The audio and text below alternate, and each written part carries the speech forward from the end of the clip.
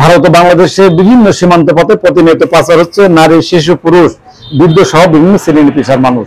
এবার ভারতে পাচারা 20 বাংলাদেশিকে হস্তান্তর করেছে ভারতীয় পুলিশ। এসব বিষয়ে বিস্তারিত দেখুন।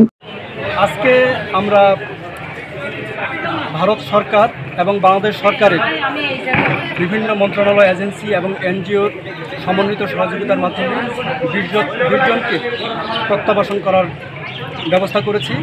ভালো কাজের প্রলোভনে এবং মিথ্যা আশ্বাসে ও বিভিন্ন সময়ে ভারতে পাচার হওয়া 2 শিশু, 1 বৃদ্ধ, 3 কিশোর সহ এবং 14 কিশোরী সহ 20 নারী পুরুষকে ট্রাভেল পারমিটের মাধ্যমে বেনাপোলে হস্তান্তর করেছে ভারতীয় ইমিগ্রেশন পুলিশ ও বিএসএফ। মঙ্গলবার বিকেলে ভারতের পেট্টাপোল ইমিগ্রেশন পুলিশ ও বিএসএফ তাদেরকে বেনাপোল চেকপোস্ট ইমিগ্রেশন পুলিশ ও বিজেপির কাছে হস্তান্তর করেন। শেল্টার হোম, লিলুয়া হোম এবং বিভিন্ন শেল্টার হোমে তারা থাকে। তারা যশোর, বরিশাল, সাতক্ষীরা, ঢাকা, কুমিল্লা, খুলনা, চিটাগাং, গাজীপুর, নারায়ণগঞ্জ সহ বিভিন্ন এলাকার বাসিন্দা। এ সময় বাংলাদেশের পররাষ্ট্র মন্ত্রণালয়ের প্রতিনিধি, উপজেলা এসিল্যান্ড সহ দুপারের প্রশাসনের কর্মকর্তারা উপস্থিত ছিলেন। শাসক উপজেলা এসিল্যান্ড নুসরাত জাহান ও বেনাপোল ইমিগ্রেশন ওসি জানান, বিভিন্ন সময়ে সীমান্তের চোরাই পথে পাচার হয়ে যায় তারা। পরে ভারত পুলিশের হাতে আটক হয়ে বিভিন্ন মেয়াদে জেল হাজতবাস শেষে তাদের ঠাঁই হয় নীলুয়া শেল্টার হোম সহ বিভিন্ন শেল্টার হোমে। একাধিক শেল্টার হোমে অনেক দিন 1 মাস থেকে 1.5 বছর পর্যন্ত অবস্থান করেন তারা। পরে দুই দেশের স্বরাষ্ট্র পররাষ্ট্র মন্ত্রণালয়ের হস্তক্ষেপে বিশেষ ট্রাভেল পারমিটের মাধ্যমে দেশে আসেন এসব বাংলাদেশি নাগরিকেরা। 2 বাংলাদেশিকে ইমিগ্রেশনের আনুষ্ঠানিকতা শেষে বেনাপোল পোর্ট থানা পুলিশের কাছে হস্তান্তর করা হয়েছে বলে জানান সংশ্লিষ্ট দপ্তর। বাংলাদেশ মহিলা আইনজীবী সমিতির প্রোগ্রাম অফিসার, যশোর জেলা প্রোগ্রাম অফিসার রেখা বিশ্বাস বলেন, এনজিও সংস্থা জাস্টিস অ্যান্ড কেয়ার, মহিলা আইনজীবী সমিতি এবং বাংলাদেশ মহিলা আইনজীবী সমিতি এবং রাইট যশোর, এই 3টি এনজিও সংস্থা তাদেরকে পরিবারের কাছে হস্তান্তর করবেন। ভালো কাজের প্রলোভনে বিভিন্ন সময় দালালের মাধ্যমে ভারতে পাচার হয়ে যান বলে জানান ভুক্তভোগী নারী ও কিশোরীরা।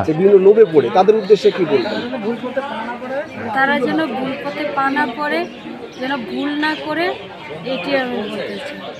আমি ঢাকা দিয়ে গেছিলাম ইন্ডিয়া, তো আমার নিজের ইচ্ছা পূরণ করার জন্য গেছি, যেন আর এরকম যেন কেউ না।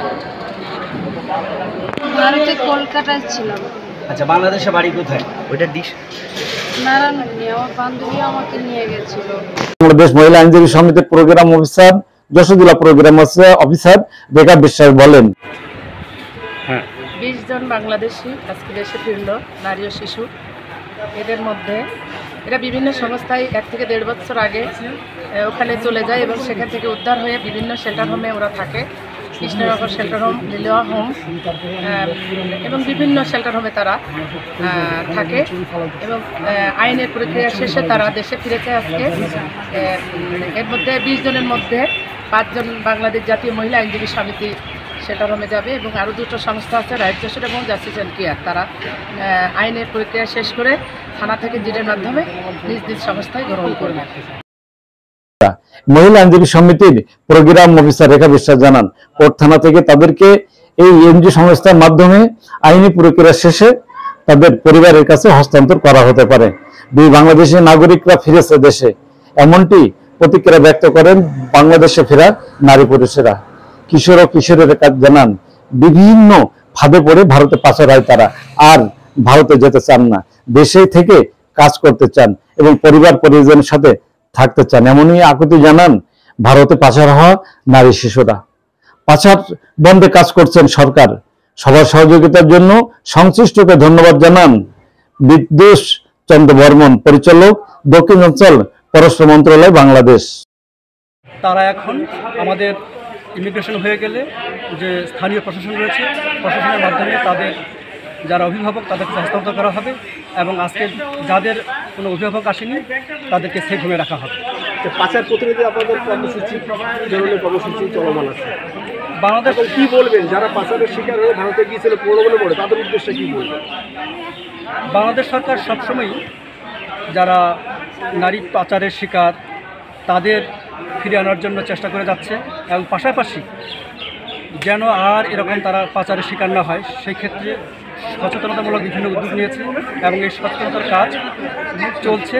শুধু একটা সরকার নয়, যারা বাংলাদেশের বিভিন্ন পর্যায়ে রয়েছে, সুশীল সমাজ, সাধারণ জনগণ, সবার সমন্বিত উদ্যোগের মাধ্যমে এই পাচার প্রতিরোধের জন্য আমরা কাজ করে যাচ্ছি। হ্যাঁ ভিউয়ার্স, আমাদের ভিডিওটি সম্পর্কে মতামত জানাবেন লাইক ও কমেন্টস করে, এবং শেয়ার করে অন্যকে জানার এবং দেখার সুযোগ করে দিবেন। আর আমাদের চ্যানেলটিতে নতুন হলে এখনই করে নেবেন সাবস্ক্রাইব, কারণ সাবস্ক্রাইব করা থাকলে সবার আগে পেয়ে যাবেন আপডেট ও নিত্য নতুন খবর। হ্যাঁ ভিউয়ার্স, এই সময় উপস্থিত ছিলেন বাংলাদেশের দক্ষিণ অঞ্চলের পররাষ্ট্র মন্ত্রণালয়ের পরিচালক বিদুষ চন্দ্র বর্মন।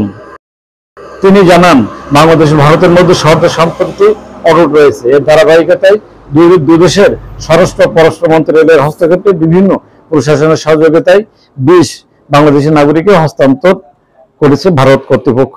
প্রায় সময় ভারতে আটক হওয়া বন্দি বিনিময় চুক্তি সহ দুই দেশের মধ্যে সহজ সম্পর্কের অংশ হিসাবেই বাংলাদেশ থেকে বা ভারত থেকে এর হস্তান্তর প্রক্রিয়া অব্যাহত আছে বলে জানান তিনি। যারা জড়িত রয়েছিলেন এই সমস্ত ফেরত আনার কাজে, তাদেরকে কৃতজ্ঞতা করে আমাদের পররাষ্ট্র মন্ত্রণালয় বিভিন্নভাবে তাদেরকে